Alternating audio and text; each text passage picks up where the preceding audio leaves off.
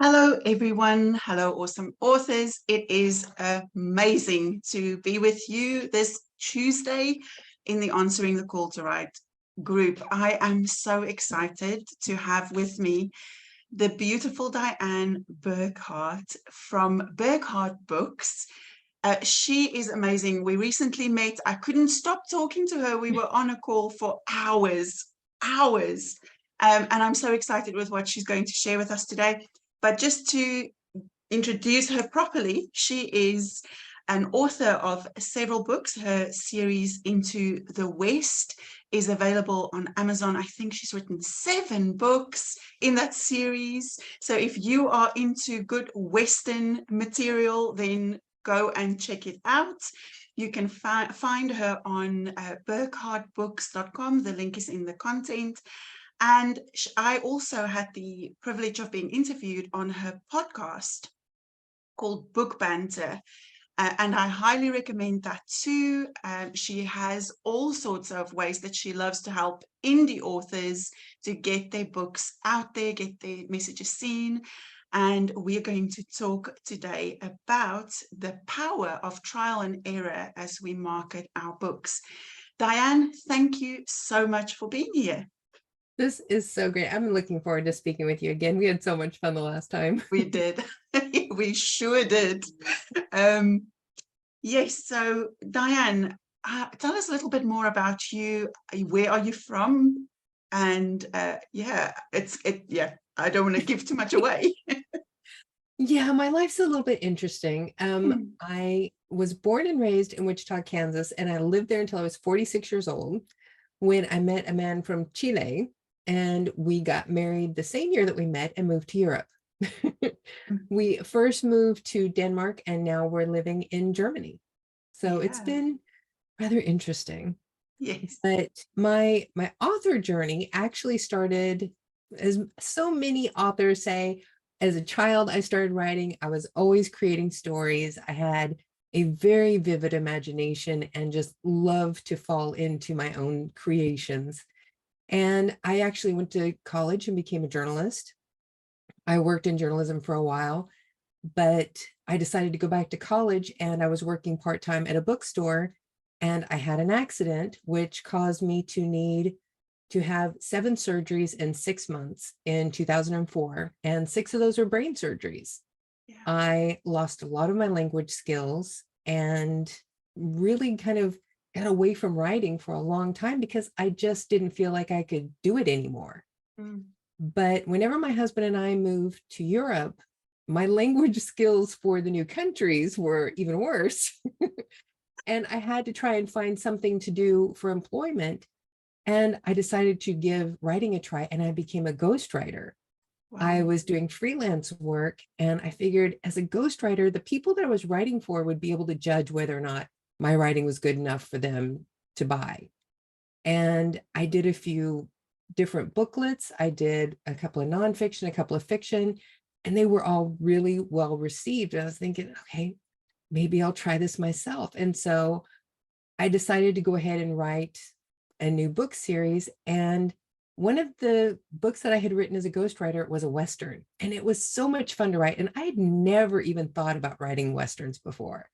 But since it was so much fun, and my grandmother, who I was always very close to, loved reading Westerns, I thought, I'm going to write a Western for my grandmother.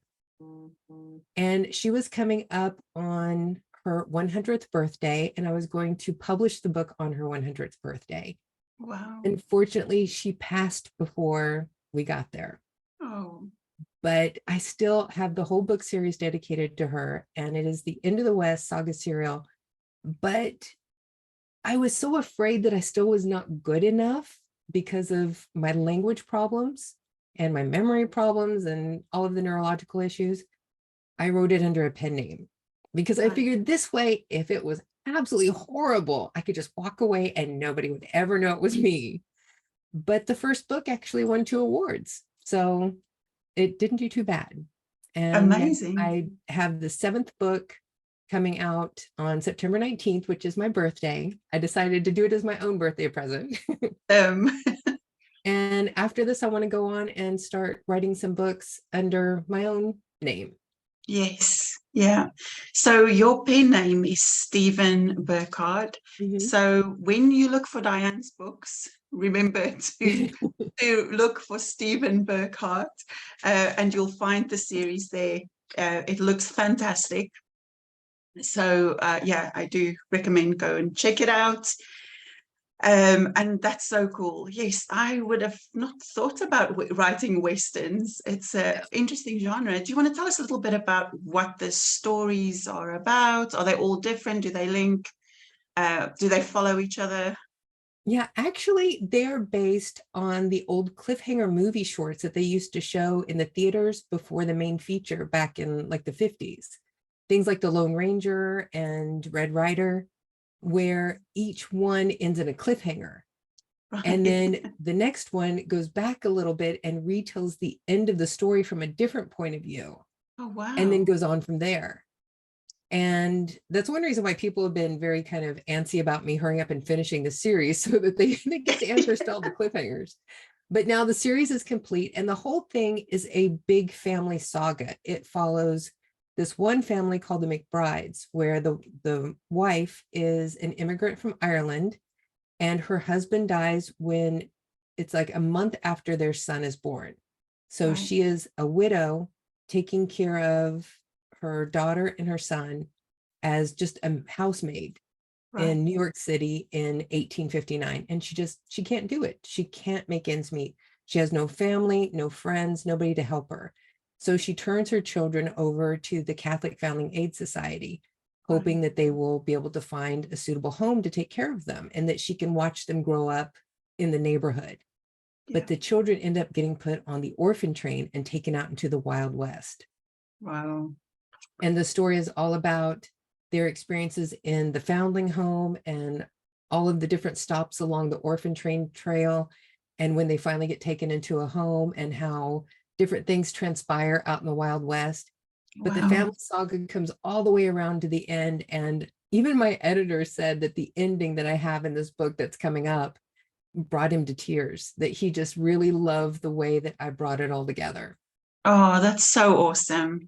That's so Yeah. awesome. And I just love your story so much because I think there's so many reasons why we can disqualify ourselves from taking the risk, from stepping out, from sharing our creativity and our thoughts and sharing our hearts. Because it is quite a vulnerable thing when you create material and you put it out there. Um, but yeah, I am just so in awe that you, with all of that, you took the risk, you put it out there, and you've created this beautiful series. So congratulations on finishing, because I think that is also huge. Yeah, not only being afraid to do that first one, but I was telling my husband whenever I finally uploaded this last book, I'm like, I can't believe I actually finished an entire series of books, not just one book, an entire series of books. That is awesome. That is amazing. So how would you explain your author journey in terms of the highs and lows? What was the things you enjoyed most about writing and publishing? And what were the things that were a little bit more difficult and challenging? I think for me, well, I mean, every author out there is going to tell you the best thing is about being an author is the writing. The worst thing about being an author is the marketing. I mean, I think that is universal for everybody. I mean, there's no question about that. But because of my particular situation, I do have a couple of unique challenges. And if you read my books, in the acknowledgments, you will see there is a long list of people who I use their names for my books, for the characters. Because one of the things that's kind of quirky about my neurological problems, I cannot remember names, even for the ones that I create. Wow. I can remember the names of people I have been friends with since like junior high and high school before the accident. Right. So I started realizing that this was a problem for me. And I went to my friends and I asked them, it's like, I can remember your name. Can I use it for a character? And they all said yes. So I have all of my characters, except for a few, whenever I was first realizing that I was having this problem remembering their names. Everybody else is all named after friends or family. And I think all of them, and it says who their characters are from their names in the front of the books. That's so great. It's so great when you have community and friends who can jump in and just be available Yeah. to help in any way, even if it's with their names. That's amazing.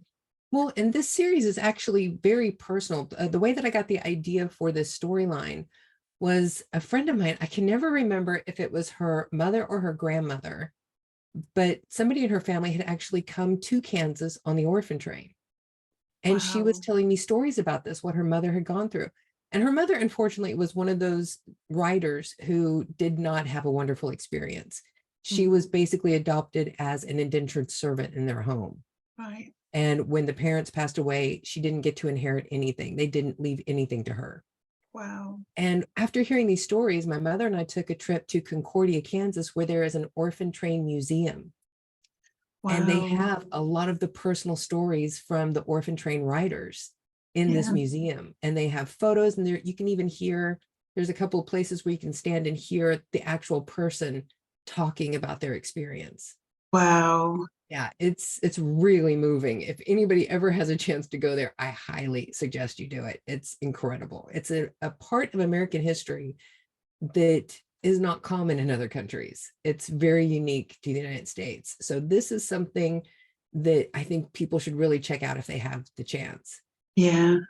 But I also got a lot of the information, some of the actual things that happen in the foundling home in my story comes from stories that my dad and his sisters told me from when they were in a children's home in Tulsa, Oklahoma. Right. Because when he and his sisters were very young, his parents got divorced. And back at that time, they did not give single fathers custody of the Wow. children. And their mother was deemed unfit at that time. Right. So they took the children away and put them in a children's home. And their experiences were not good either. And Wow. actually, there is one scene where my main character, Elizabeth McBride, is punished. And it's actually something that happened to my dad. Wow. Yeah. That's incredible. It's just amazing to me how these stories are, they're going to be so powerful because they'll connect with people and their own stories and their own experiences of loss and family and feeling that orphan feeling, because I think some of us grow up in families and we almost still feel that Yeah. disconnect. It's powerful, and I love that. And that's what September is all about in this group. It's like, how do we use our stories to make an impact and to get those stories into the hands and into the hearts of the people who really need them and will be encouraged by them and strengthened by them. So that's really awesome. Yeah, and I definitely getting the books into the hands of people yes. has Yeah. been my big struggle, because since I was writing this as a pen name and a male pen name, whenever Yes. people would contact me and say, hey, can we do this kind of interview? I'm like, well, I'm actually a female, so don't know how that's going to work. And the photo Surprise. that I use on my website for the author is actually my dad when he was my age when I wrote the book. Wow. And so I tried to talk to my dad. It's like, would you be interested in doing interviews? Because he reads all the books and he knows what I'm doing. So I'm like, you can do the interview for me. And he's like, no. Oh my goodness. So you have marketing background as well, don't you? Yeah, I actually worked in advertising, marketing, and public relations for years before. When I was going to college, I actually worked for newspapers and magazines, and that started when I was 17. Right. And so I have a lot of experience as a graphic designer and doing layout, doing sales, doing marketing research, all of this kind of stuff. And one of the things that's so hard, especially now, it was so much easier whenever I was in college, because that was back in like the early 80s and 90s. They were just getting the internet, marketing was very simple. You had TV, you had radio, you had magazines, you had newspapers. That was about it. Now, you have got so many choices. And in a way, that is great. But in another way, it's horrible, because there are so many avenues for people to take to search for things that they're looking for, it's hard to know where to go to reach your market. That's right. And it can take a lot of trial and error to find the ones that are really going to work well for you. So how has that looked for you? How have you, what have you discovered on your journey of trying? Because I think one of the important things is, I know for myself, I needed to make a mindset shift because I knew that marketing was going to be difficult for me. I didn't have a big audience. I wasn't well known. I didn't have a mailing list, you know. And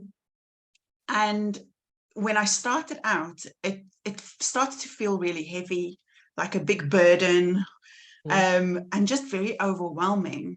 And I had to make a switch to look at my marketing journey as a learning experience, as an adventure. And that's where the trial and error thing came in for me, because it was, I'm going to try this and explore, experiment, and have fun with it, rather than driving myself crazy with just getting frustrated when things aren't working. And I think I speak to a lot of authors, and I know they feel tired and weary because marketing can take up a lot of time and effort. And when you don't have a big budget for it, and you've got to do a lot of the slog yourself and pick up that, you know, responsibility, it takes time and patience and endurance, because I think it's just so tempting to give up when you don't see results. Well, even somebody like me who has had so much experience in advertising marketing, and I know how to do this. I have done this for years, but it can still get really frustrating for me because it is about trial and error, and you're going to have a lot of failures. It's a given. You have to accept that not everything is going to work, but what you need to do is just look at those all not as failures, but as experience. Yes. You learned something from that. Yeah. And you need to just look at what worked and what didn't, and take that information for the next thing that you try. Yeah. And I think one of the things that people make a really big mistake about doing is trying to have a presence on everything. That is not going to work, because for one thing, it's going to burn you out on it. You're going to get so tired of doing all that stuff. But I can tell you, and this poor woman, she is probably getting so tired of me mentioning her. But there's another author that I interviewed. Her name is Val Collins. Love her. She is amazing. She gave me one of the best pieces of advice that I think I've ever had. We were talking on her interview about learning SEO, that learning SEO is so important. A lot of people just kind of let it blow over. But with the way that the internet is going in the future, it's going to be even more important to be able to have all of these little tags and mentions everywhere that are going to draw these search engines to you and your work. You need that. Yeah. But she told me that she had taken a class a long time ago in SEO, and the only thing that she remembered from that class was to make sure that your name is the same thing on everything. If you're on Facebook, if you're on Twitter, if you're on, I don't know, TikTok, make sure that they are all the same. That's like for mine, I had, I think it was on Facebook, it was Burchardt Books _authors. Then on Twitter, it was Burchardt _books. And then my website is burchartbooks.com. So, I mean, all these different social media things that I was on, everything was just a tiny bit different. Right. So I went through the day that I had the interview with her. I'm like, okay, I'm going to go fix this. And I changed all of them. My engagement went up on Facebook almost 600% in a day. Wow. It went up at least like 150% on everything else, because I just made sure that everything said at Burchardt Books. Just that one change made a huge difference in my engagement. Yeah. It's incredible. And I keep mentioning it, and I keep telling Val, it's like, I'm sorry, I mentioned you again. No, that's awesome. Just for some of our audience members who may not be aware of SEO, do you just want to quickly explain what that is and how So to kind of... SEO just stands for search engine optimization. It's making sure that everything in your website, in your social media, is compliant to the things that the search engines are reaching for whenever somebody puts in, like, they want to find a thriller book. You want to have information in your meta tags, in your headings, in the body of your text that have, thriller books, thriller books, thriller books.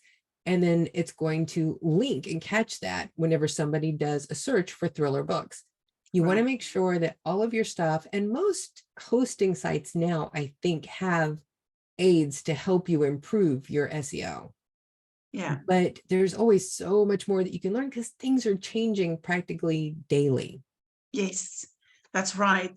And I think that's why it's so important to do your research before you start your marketing, right? So you know what it is that people are looking for, what are they putting in those search engines, so that you can use the right keywords. And I'm still learning as well. My head is baffled by all these things. But it's knowing what the keywords are, the buzzwords, what are people looking for, and making sure that you're using those things in your text. So much to learn. It's like, I actually have a file on my computer that I put in hashtags.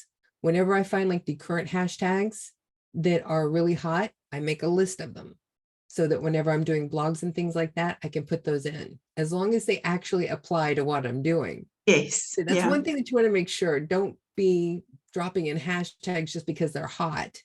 Yeah. Because people are going to come to you and they'll be like, oh, this doesn't have anything to do with what I was looking for. Why did this pull me here? And then they'll leave and it won't do you any good. That's like, right. Don't waste your time on things like that.